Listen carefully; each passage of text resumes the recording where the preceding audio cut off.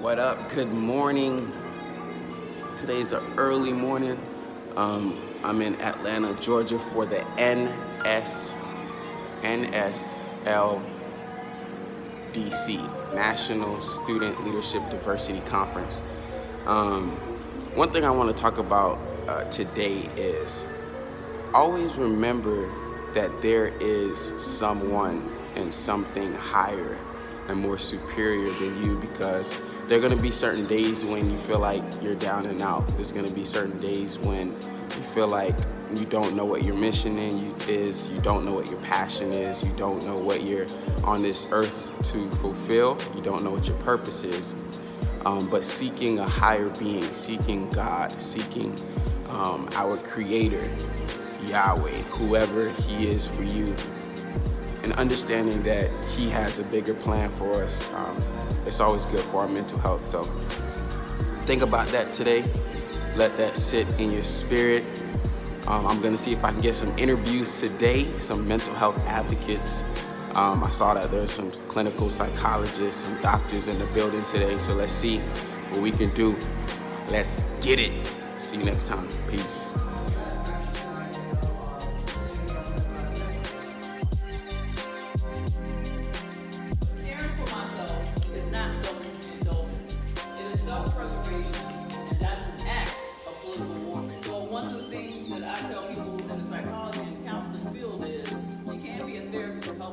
If you're not loved, right? So there was a therapist named Carl Rogers. I don't know if y'all know him, but he's like on the fantastic stuff of what we know today, the talk therapy. He says that you have to be human, and that you can't be talking about wellness and healing yourself if you're not healed, and you're in too much pain and you're sick. So when he's a therapist, he's in therapy. And if y'all want more therapy, a therapist is From your session. So how important is it for a mental health professional to see a mental health professional? Yeah, one of the things I mentioned in my session is that a good therapist is in therapy, right? Mm-hmm. Sometimes when you're out front, it can give you the false illusion that you don't need help yourself, right? Mm-hmm. But you have to be very self-aware. And the one way that I keep myself accountable is through my therapist. She knows when I'm floundering a little bit. Like, she knows when I'm not doing well, when I'm hiding behind my success, and when I'm taking on too much. So she calls me out on it. But if I didn't have that accountability, I wouldn't, know. Sometimes I would just get caught up in doing, and not slowing down to be self-aware. So I really think it's important that any mental health advocate is in therapy. And one of the other things I just want to say is sometimes when you have mental health issues and you feel better, you forget that they're still there. Mm-hmm. They're looming under the surface, and they will surface when you get stressed. You get comfortable behind the medication that you're taking. You get comfortable behind the good days. Mm-hmm. But we have to always remember that lurking underneath the surface is the depression, is the anxiety, and we have to not ignore that. Make sure we listen to it. Yeah. And what is burnout? Burnout is when you are physically exhausted, emotionally exhausted, and you stop reaching out for support. You find yourself being more introverted. You find yourself being less engaged. You find yourself getting headaches and stomach aches, things like that. That's what burnout is. Okay. Yeah. Have you experienced burnout, and what does burnout look like for me? Yeah, for me, my burnout is when I stop engaging. Mm-hmm. Like, I really like engaging with people, but when I'm burned out, I cut my phone off, or I just ignore the text messages that are coming into my phone over the weekend. Mm-hmm. So on Friday night, I will just cut off, and I won't get back on until Sunday when I have to. That's how I know I'm being burned out. Yeah. And that's when I go to Google Flights and I start planning out my little vacations and things that I can do to reconnect to myself. Because for me, curing my burnout is reconnecting to myself. Yeah, love it. All right, final question. So you spoke a lot about self-care and prioritizing self-care and even having a self-care plan. Give me 1 to 2 things, tips on how to say no. Yeah, the first thing is know what you want to say yes to and know what you want to say no to. Mm-hmm. So when we get those emails and those phone calls, will you do this? Will you do that? If you already know what you're adamant about and what you care about, then when someone tells you something that is a no, you know what you want to say no to. Yeah. So that's the first thing. Yeah. And then the second thing is, I think as people of color, we get too attached to, this could give me This could give me some an opportunity. This could give me some FaceTime. This could get me on a website. And then we do that to the detriment of our self-care. But there's always another opportunity around the corner. And I think people of color don't really think about that. Whereas white people, for example, they pick and choose strategically what they want to do, what exposure they want. Whereas we think, oh, I need this, I need this, I need this. But we need to start being a little more strategic as well at picking what our exposure is going to be. Yeah. And can you tell me what school you're at, and then all those titles behind your name, what do they represent? I'm at William Patterson University, and I have a PhD in counselor education and supervision. I'm a licensed professional counselor, a master addiction counselor, a nationally certified counselor, and an approved clinical supervisor. The approved clinical supervisor just means that I supervise people who are training to become a licensed professional counselor. So they have to be in supervision for 3 years to make sure they're doing right by their clients. And so I supervise them. Yeah. Cool. Well, thank you so much. Thank you. Thank you for having me. Yeah. When you're going into it, right, with positivity, you're saying it in your truth. If it hurts feelings, it's the intent versus impact. You can have a conversation about how you felt, but I'm gonna tell you what I need. Come on now. They struggle with us or had a similar struggle in the past, which allowed them to really give us guidance and actual real life like things that we can do to help ourselves, which is obviously very helpful.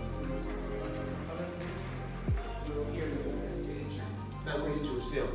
But you just buckle in with a trace for a grin. Take off your hat and get to it. Just start to sing. You tackle a thing that cannot be done, and as a community and as a group, you'll be able to do it. Thank y'all for being here. Safe travels.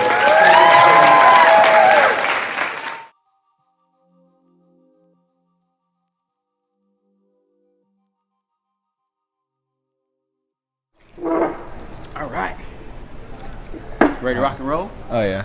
All right, cool. So I wanted you to share a little bit first about what you're doing in the mental health field, all the great work that you mentioned to me earlier. My name is Logan Fox. Yep. I am from Lebanon Valley College in Pennsylvania, and I am a junior right now, and my major is neuroscience. Neuroscience. But I'll soon switching that to psychiatric nursing. The unfortunate truth about psychiatry is it's very rushed, impersonal. Like, it's get in, get your meds, get out, because there's more people.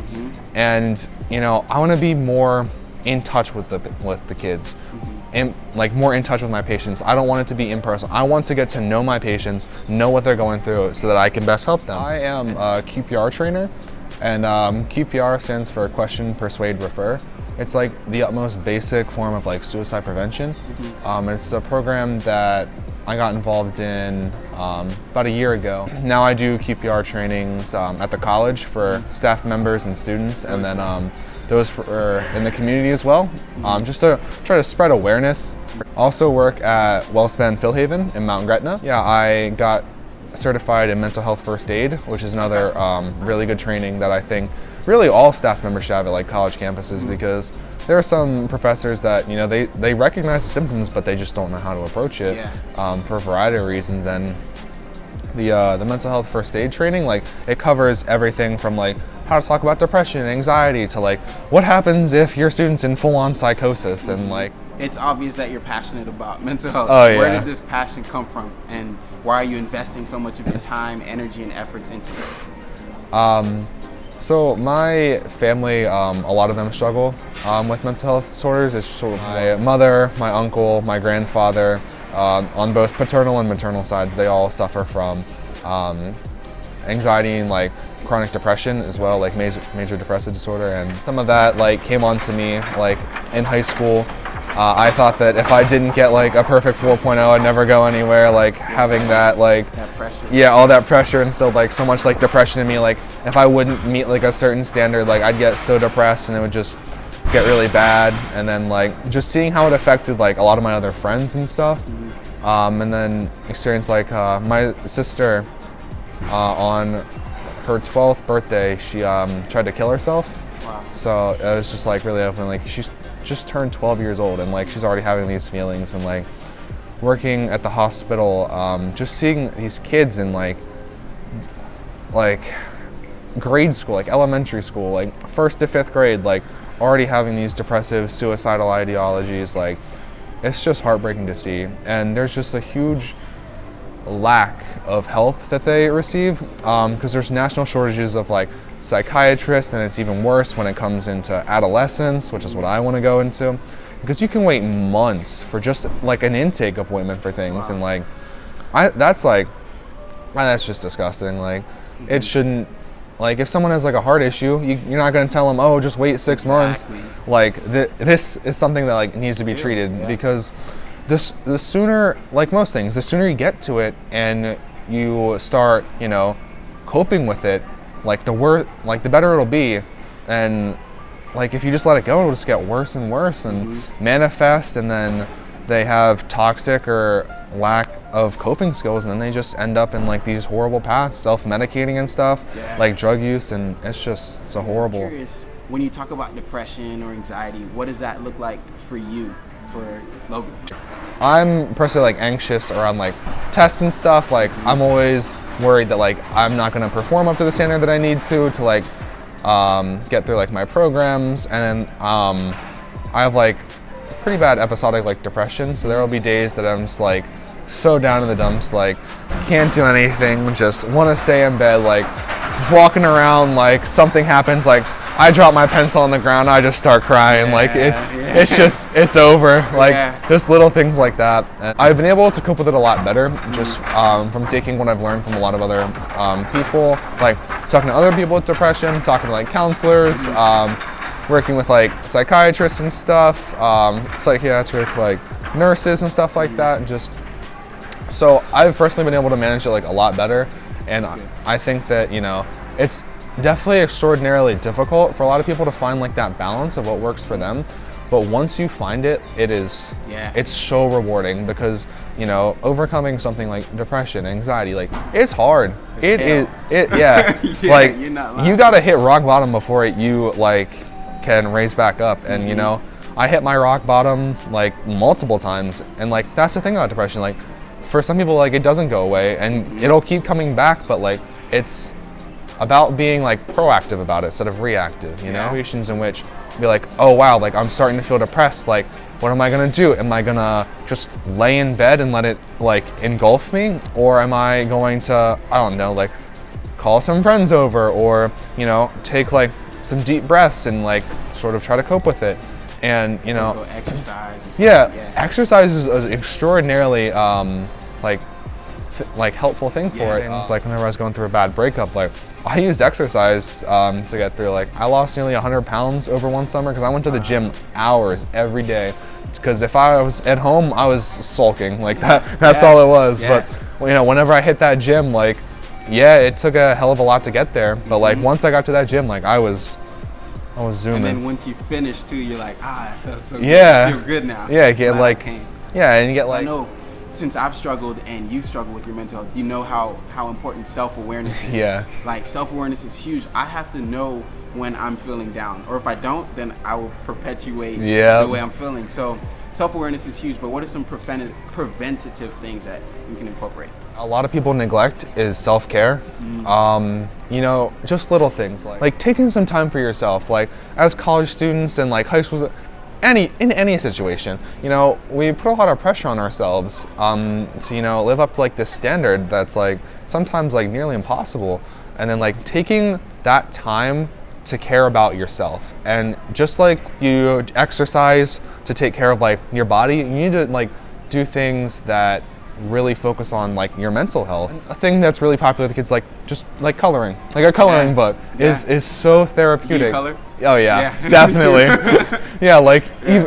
Even the adult coloring books, like they're pretty intricate, but if that's like too much, just getting like a SpongeBob coloring book or something, and like just doing that, and it seems childish, but it's so like relieving and so relaxing, and like just taking that time to really focus on you. If something like a tragic event happens, like death in the family, something as horrible as like a rape or something, or sexual assault, like keeping up with, being proactive, as I said, like going to see a counselor, like working through instead of letting it, stuffing those emotions and letting it manifest, because stuffing those emotions only works for so long until like the volcano just erupts. Like that was my big thing, is that I was like, I'll put it off.